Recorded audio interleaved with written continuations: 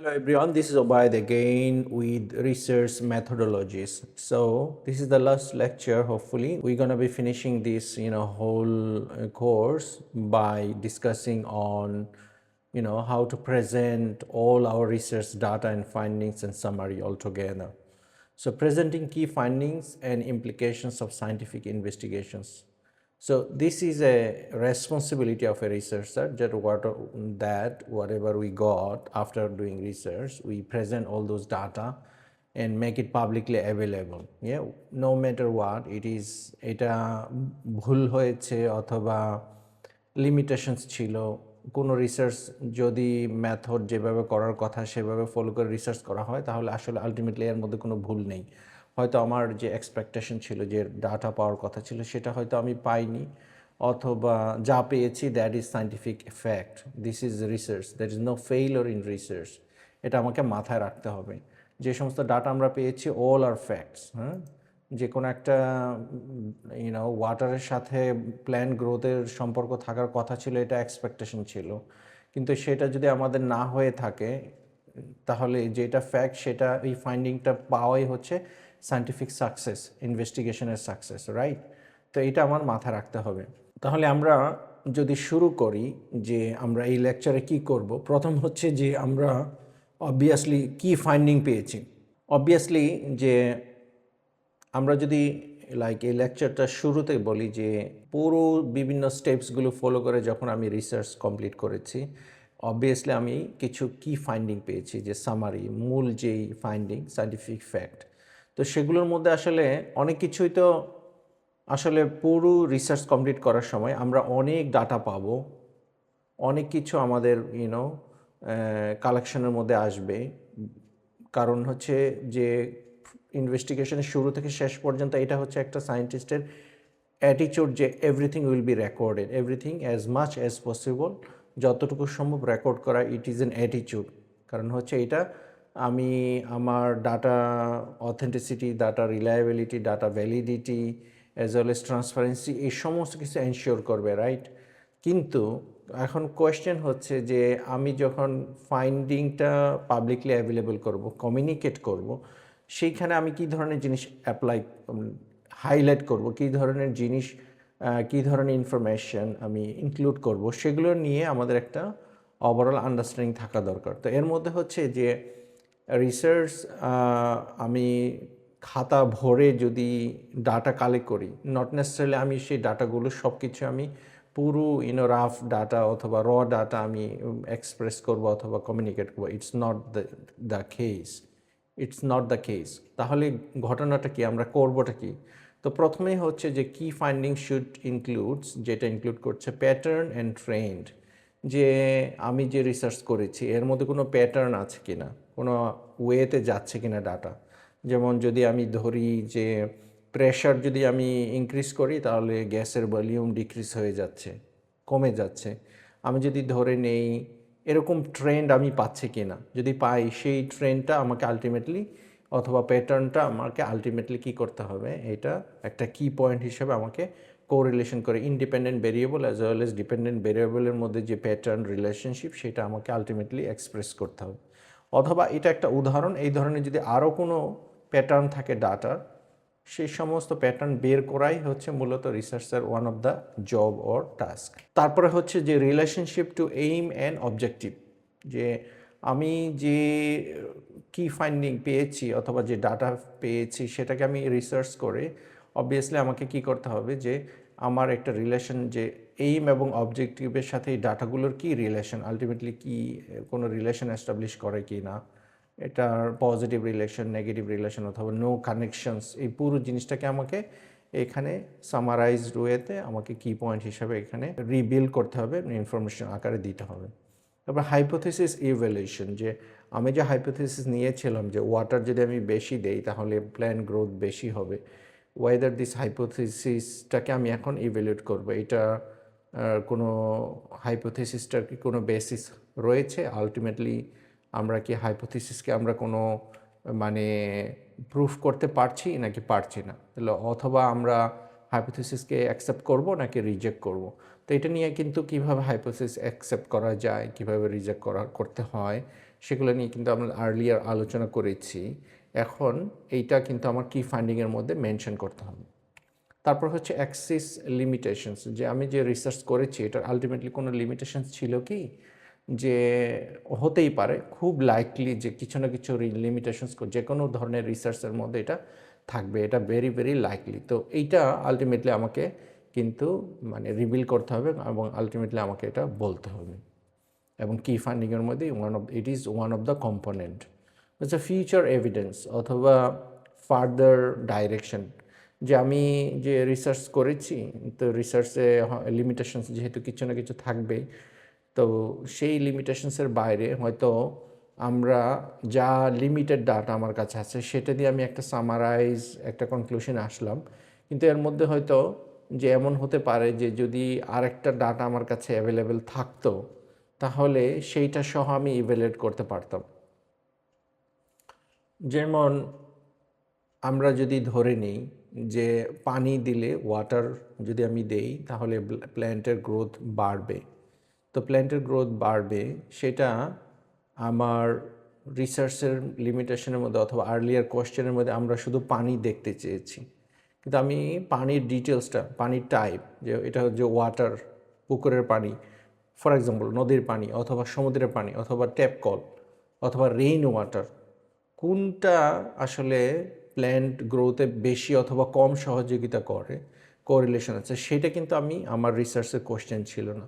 তাহলে আমাকে কিন্তু এখন আমরা এই প্রশ্নটা খুব অনায়াসে একটা ফিউচার ডাইরেকশন অথবা ফিউচার এভিডেন্স আমরা অনায়াসে এটা বলতে পারি যে তাহলে আলটিমেটলি কী ধরনের পানি আমরা যে ইরিগেশন করবো, সমুদ্রের পানি দিব, লবণযুক্ত পানি, অথবা রেইন ওয়াটারের জন্য রিলাই করবো, না তো ডিপ টিউবওয়েল অথবা ডিপ টিউবওয়েলের পানি বের করে নিব, অথবা আমরা নদী থেকে পানি পাম্প করে নিয়ে আসব।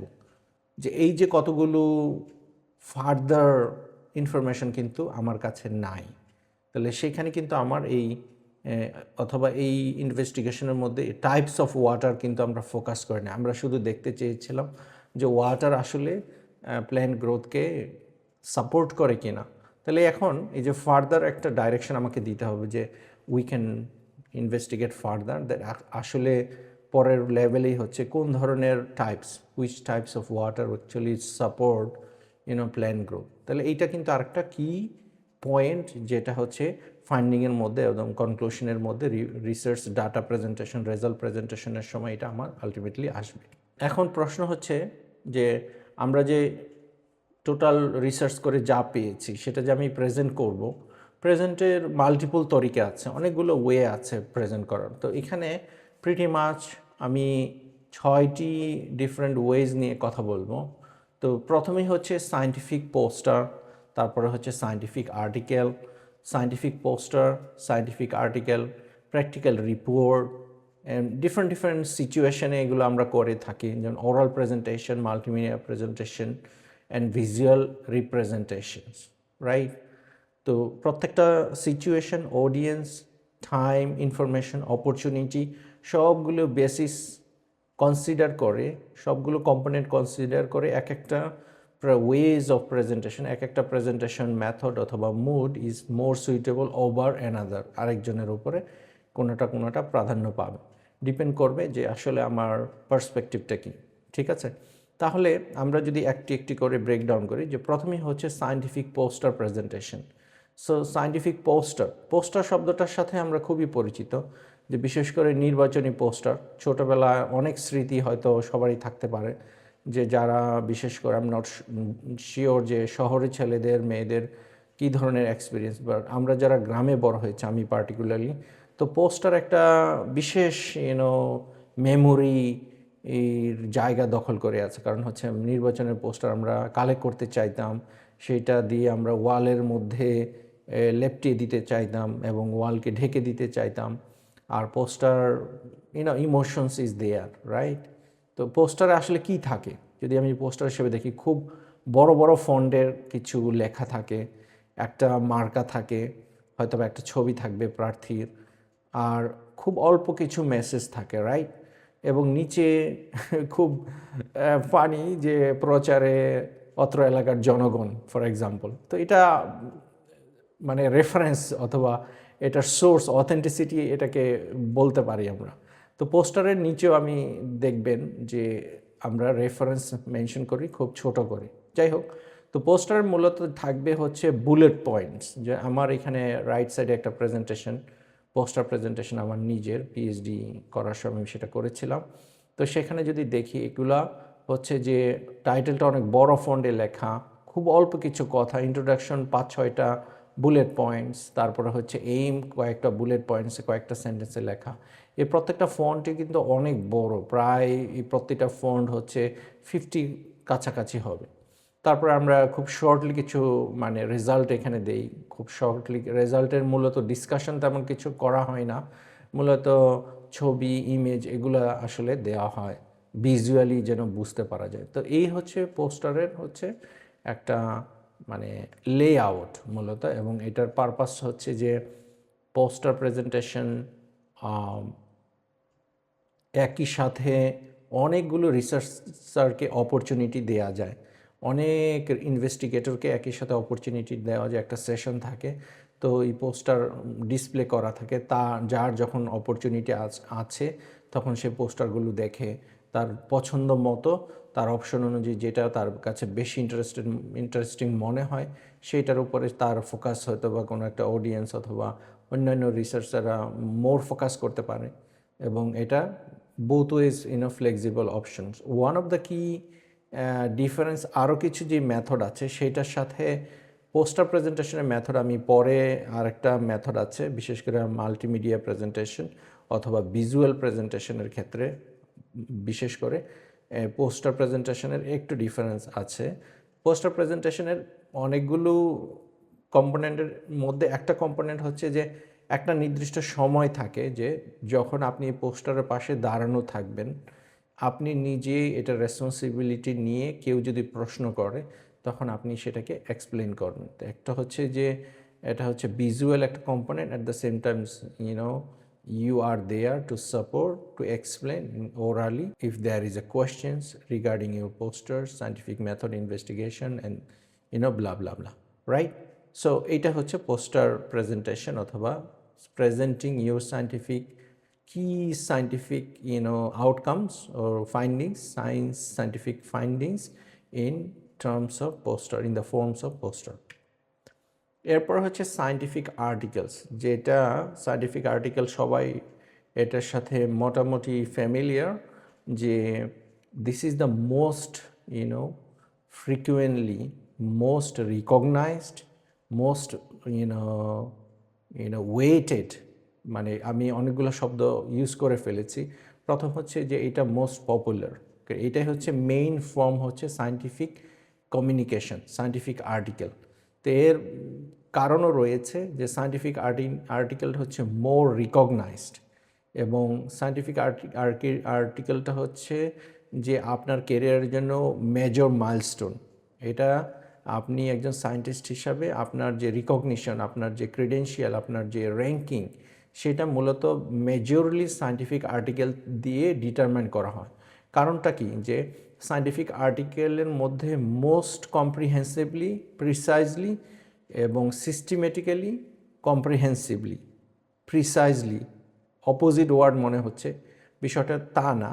তো প্রিসাইজলি আর হচ্ছে সিস্টেমেটিক্যালি, আমি মূলত বলতে চেয়েছি মূল ইনভেস্টিগেশন যা হয়েছে সেইটির সমস্ত কম্পোনেন্ট আলটিমেটলি সায়েন্টিফিক আর্টিকেলে কমিউনিকেট করা হয়, এবং সেইটা মেজর ভাস্ট কমিউনিটির মধ্যে এটা অ্যাভেলেবল থাকে। এটা একটা রিটেন ডকুমেন্ট, রিটেন ফর্মে সেটা করা হয়।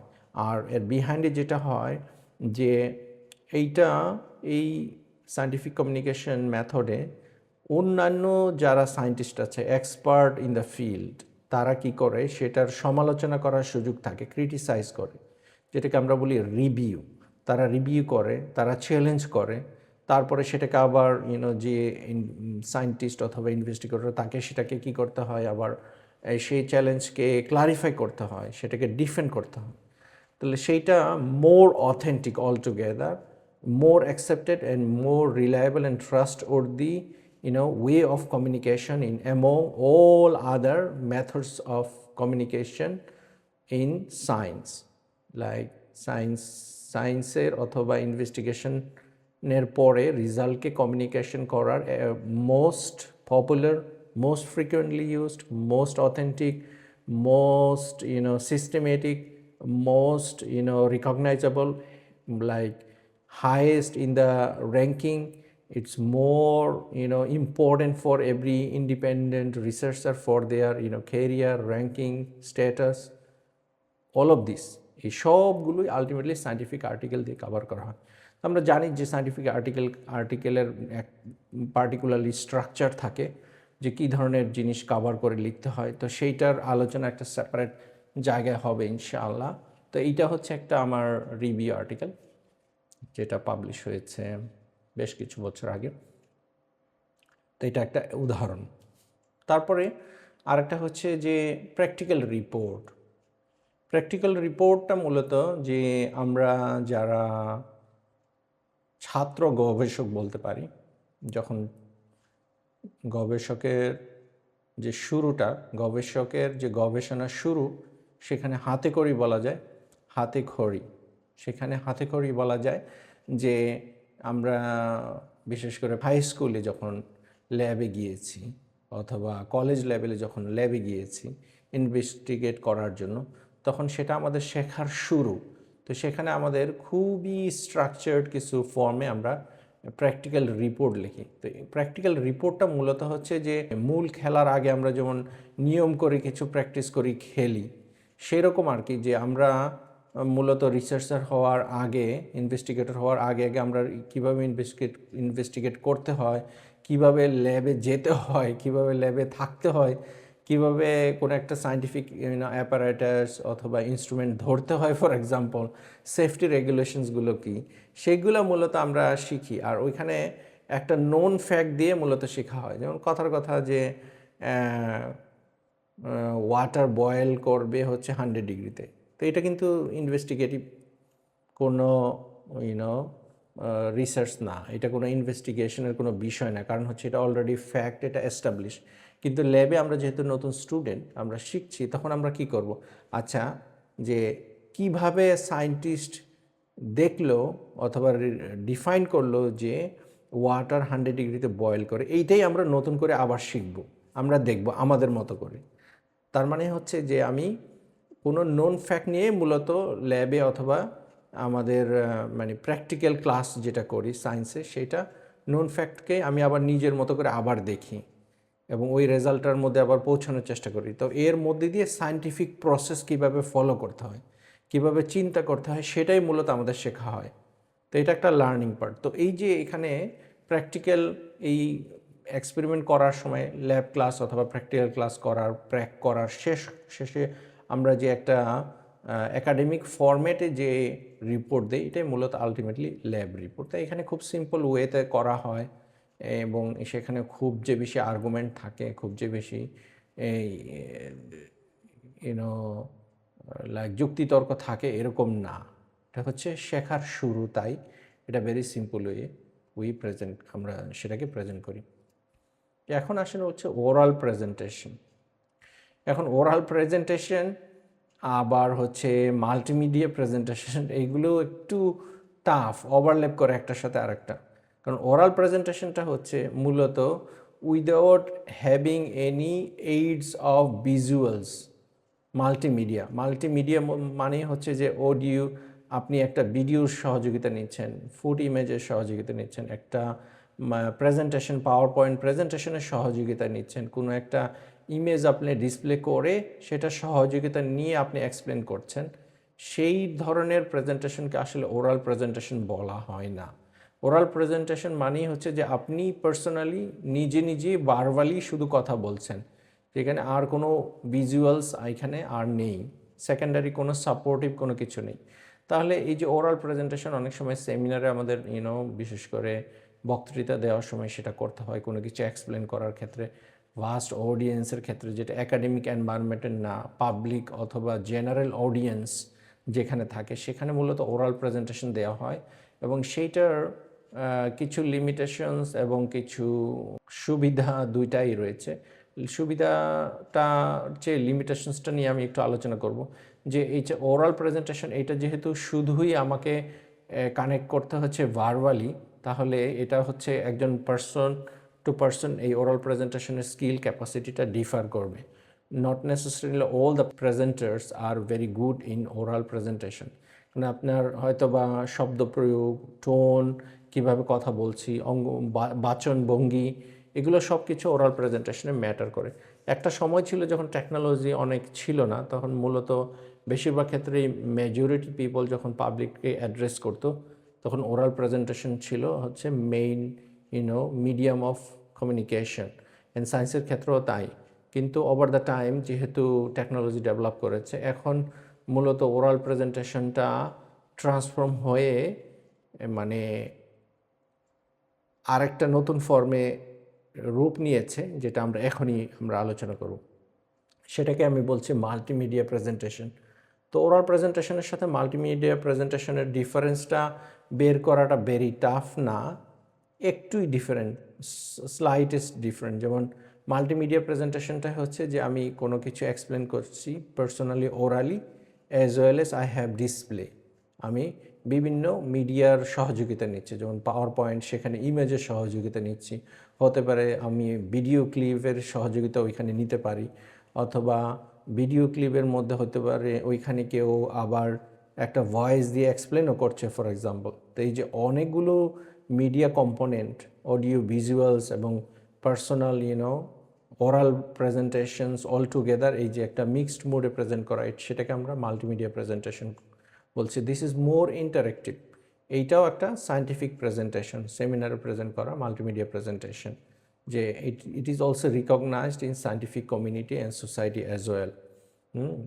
The more than one media component are involved. That's why we are saying that multimedia presentation, right? So it's more easier to explain things, কারণ হচ্ছে যে আপনি একটা ভিজুয়াল দিতে পারছেন, ইমেজ দিতে পারছেন, প্রসেস বোঝানোর জন্য। ছবি কথা বলে, হ্যাঁ, ছবি যখন দেখানো হয়, সেই ছবিটা যদি এক্সপ্লেন করতে হয় তাহলে হয়তো আমার থাউজেন্ডস ওয়ার্ড ইউজ করা লাগতো, তারপরও একটা জিনিসকে ইমেজারিতে নিয়ে আসা অনেক কঠিন হতো। কিন্তু ছবি যখন প্রেজেন্ট করা হয়, immediately it's present, it সেইজ, it give us a very clear picture. সেই কারণে হচ্ছে multimedia presentation is another strong communication in science as well. এখন আলোচনা করছি যে ভিজুয়াল প্রেজেন্টেশন। মাল্টিমিডিয়া প্রেজেন্টেশন অথবা পোস্টার প্রেজেন্টেশনের ক্ষেত্রে আমরা যেটা দেখেছি, এই দুইটি জিনিসকে যদি আমি একত্রিত করি, মার্জ করি, তাহলে কীরকম দাঁড়াবে? যে মাল্টিমিডিয়া প্রেজেন্টেশন হচ্ছে মাল্টিপল মিডিয়া আমি ইউজ করছি, আর পোস্টার প্রেজেন্টেশন হচ্ছে যে পোস্টার ভিজুয়ালস ইউজ করছি, অ্যাজ ওয়েল এস আমি পার্সোনালি দাঁড়িয়ে থেকে এক্সপ্লেন করার অপরচুনিটি নিচ্ছি, অথবা ইট ইজ অ্যান অপশন। কিন্তু ভিজুয়াল প্রেজেন্টেশনটা হচ্ছে এরকম যে সেইখানে পুরো জিনিসটা হচ্ছে সেলফ এক্সপ্লেনেটরি অথবা ইন্ডিপেন্ডেন্ট, যেখানে আমি মাল্টিমিডিয়ার বিভিন্ন কম্পোনেন্ট দিয়ে ব্যাকগ্রাউন্ড ভয়েস রেকর্ড করে এমন একটা কমপ্লিট প্রেজেন্টেশন তৈরি করলাম যেটা ইটস সেলফ এক্সপ্লেনেটরি, যে এটা হয়তো কম্পিউটারে চলছে এবং এটার ভিজুয়াল আসতেছে, বিহাইন্ড এ ভয়েস এক্সপ্লেনেশন আছে যেটা প্রি রেকর্ডেড, অথবা যেইভাবে এক্সপ্লেন করার দরকার যা কিছু অলরেডি প্রি বিল্ড এবং এটা প্রিপেয়ার করা। তো অনেকটা এটা বলা যায় যে একটা ডকুমেন্টারি, যেখানে রিয়েল টাইমে কেউ প্রেজেন্ট করছে না, রিয়েল টাইমে কেউ কোনো কিছু বলছে না, যে প্রি রেকর্ডেড। তো এরকম এটা কন্টিনিউয়াসলি বারবারই আমি এটা কি করতে পারি, সাইকেল আকারে প্রেজেন্ট করতে পারি, বারবার এটাকে আমি রিপিট করতে পারি, বারবার এটাকে আমি প্রেজেন্ট করতে পারি। Is kind of already pre recorded, audios recorded, videos recorded, and all rest of the multimedia all together, they are integrated, they are directed, recorded, edited and finally produced is like as a film or like as a documentary। সেটাকে সেই ধরনের presentation, science প্রেজেন্টেশনকে আমরা বলতেছি ultimately visual presentation. তো altogether আমরা যেটা বললাম, presenting information is important, যেটা খুবই গুরুত্বপূর্ণ। এই ধরনের 6 ধরনের মেথড নিয়ে আমরা আলোচনা করেছি, কিন্তু আলটিমেটলি দু একটা ছাড়া একটার সাথে আর একটা খুবই ওভারল্যাপ করবে। বিশেষ করে oral presentation, multimedia presentation and visual presentation, they are very much close to each other. আবার হচ্ছে যে scientific poster, scientific article and practical reports, এই তিনটাকে যদি আমরা ধরি, বাকি তিনটার সাথে প্রথম তিনটা উপরের সারিতে প্রথম যে তিনটা রয়েছে, scientific poster, scientific article and practical reports, এই তিনটাই হচ্ছে মূলত writing communication in general, majorly dominated by in written, মানে documented and writing communications in writing, যে আমরা কমিউনিকেট করছি আলটিমেটলি রাইটিং দিয়ে, ওয়ার্ডের মাধ্যমে কমিউনিকেট করছি।